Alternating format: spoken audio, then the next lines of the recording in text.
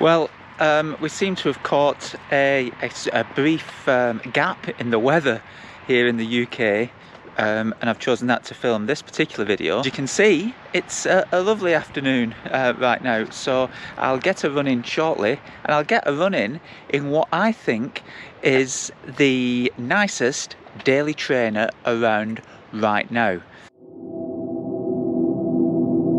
Now, myself and Alfie were having a little bit of a discussion as to what that shoe may be, and we said we'd do a video. So we're each filming our own video this afternoon, and I'm going to tell you why I think the shoe that I'm currently wearing, which is the Brooks Glycerin 19 GTS, is the best everyday daily running shoe. First up, there's a lot of talk on all the videos, all the YouTube channels, Instagram, all social media. Everybody doing shoe reviews really loves carbon-plated, lightweight racing shoes. And it would appear that a lot of these guys and reviewers, shall we say, are using this type of shoe for most of their training.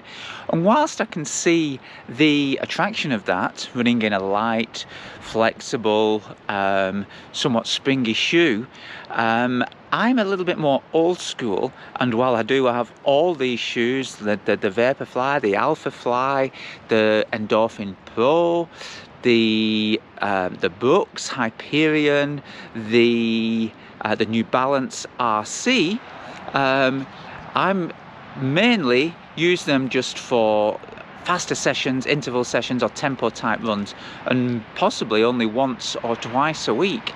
So what you got is essentially lots of cushioning, smooth, soft cushioning, and the support, the guide rails are in there, keeps the foot nice and stable.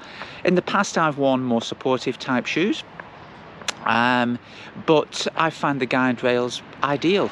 And of course, having a shop myself and meeting runners on a daily basis, the GTS shoes, both the Adrenaline and the Glycerin, work really well, and they have done for the last few years.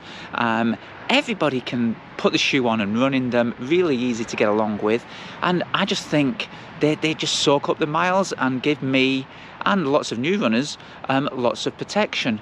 Now, I'm not a high mileage runner. I'm probably going to hit 45 to 50 miles this week, and that's a reasonable high amount for myself. But I feel that with that type of mileage, I like the extra protection, I like the soft cushioned feel, I like the way it soaks up the impact, and it's a perfect shoe. And that's something that, yeah, you might get that from the initial feel with these super foam carbon fibre plated shoes, but you've got to remember the plated shoes do stiffen up some of the foot, they stiffen up those MPT joints and the metatarsals, and they do offset that pressure and that impact further up the kinetic chain. So I think personally you're at a greater risk of injury.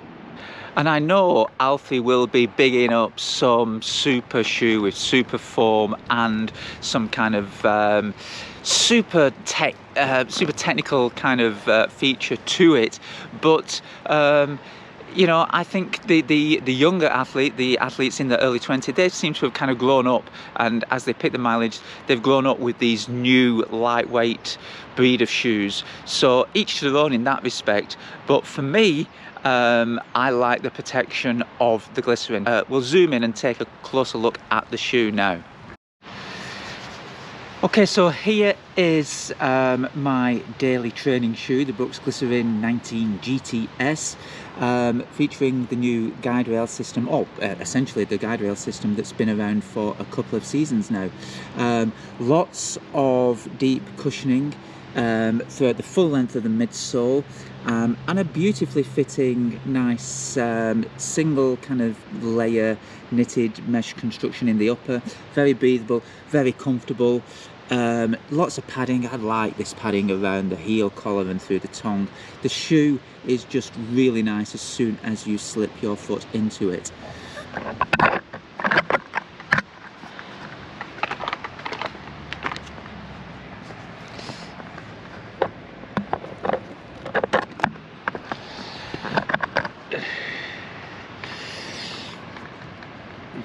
wraps around the foot beautifully. All the Brooks shoes have a really high build quality to the uppers, really lovely fit. I don't think you can argue with them. They also seem to fit a lot of feet very well, whether you've got a broader foot or a slimmer foot. They seem to have a slight stretch-like quality to them, and they fit very well. There's the my dog just sneaking into the cut as well. She doesn't do much running at all. Yeah, so let's take a look at the sole. Again, a real kind of go anywhere sole. Yeah, it's not the grippiest, doesn't provide the most traction, but it's a road running shoe, it's a daily trainer, and it provides good flexibility. I mean, I run on these on the treadmill and do intervals at 5:30, 6-minute miling, and it's perfectly adequate. In fact, if I was doing something like an ultra distance run, for example, you know, I think a shoe like this would be my first choice.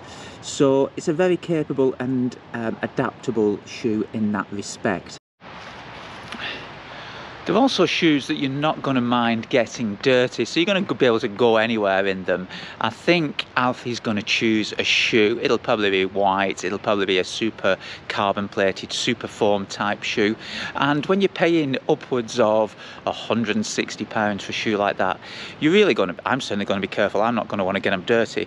But in these shoes, you know, go and give them hell, go anywhere.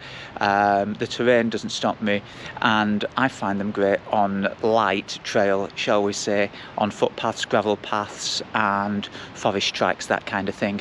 So for me, a perfect all-rounder. So I know Paul did make a little joke about what kind of shoe I'd choose, and it'd probably more likely be some form of super shoe or some form of high stack, good foam, plated shoe.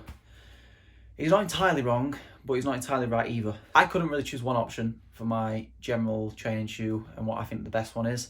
So I've gone with two options, which is a little bit of a cop-out, but I'm going to briefly explain why I think the Saucony Endorphin Speed is the best all-around training shoe, and also the Vomero 15 is the best all-around training shoe. I have just been on a run in these, hence why they are a little muddy. It just adds to the authenticity of this review. First up is the Vomero 15. This is Nike's recent addition to the Vomero 14, which was sort of a love and hated shoe. This, for me, has been a massive upgrade.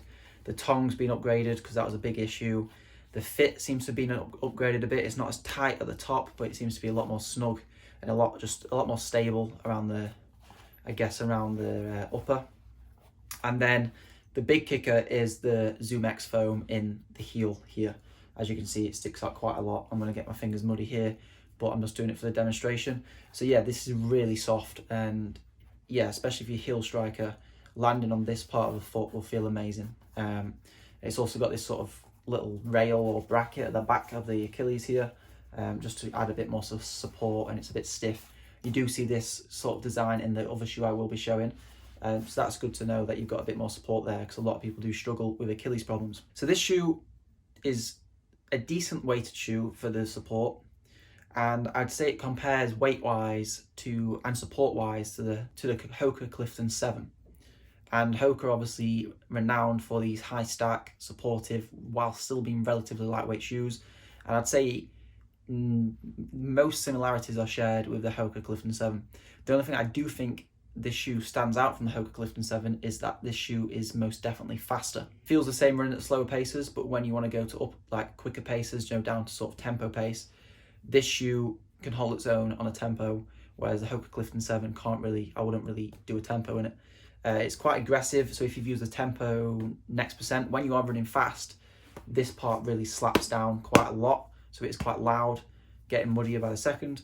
But also the Zoom X foam just really provides a nice cushion ride, what's also quite a responsive ride. Probably the best shoe I've ever worn for mileage, and I do really like it, and that's coming from someone who's loved Hoka for years and years, and I haven't really use Nike that much because, like the Pegasus 37 for example, I've just had too many Achilles issues with that shoe. I would put that shoe up here, but purely for the fact that I constantly seem to get Achilles problems with those kind of shoes, it's a no-go for me, even though in an ideal world, a relatively lightweight shoe with quite a lot of support, was very fast, which the Pegasus 37 is, it just doesn't do it for me, and it always aggravates my Achilles. So this is my first option, the Vomero 15. On to the second shoe, and there's a reason why this is the second shoe, and I couldn't confidently just say this shoe, even though I do think this is probably the best shoe of all time. So first of all, a bit of like the shoe's geometry. It does have sort of the Achilles support here, which I think is kind of pointless in this shoe, to be honest, because it doesn't seem to do much and it just adds quite a lot of weight. When you're running fast, you can't feel it, but you can tell that that's how it is. So that's kind of a shame, but that's my only complaint about the shoe. The grip doesn't look like much on the bottom, but I've never had any grip issues. Sort of like I guess an arrow design at the front. And then this boost, this foam, I say boost by accident there, because I'm not sure if you can see, it is kind of similar to the boost by looks. Actual feel wise, it's completely different. This foam is great, nice and soft, nice and responsive. Like I said, this shoe is just literally perfect. The only problem is why I wouldn't suggest it for mileage is it is plated.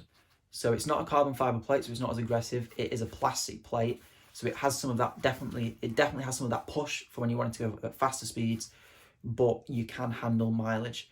So I've done 16-mile runs in this shoe, especially during lockdown. I'm having to run places to do my session and then run all the way home because I live in a hilly area. So running somewhere what's flat to do a session takes about 3 miles.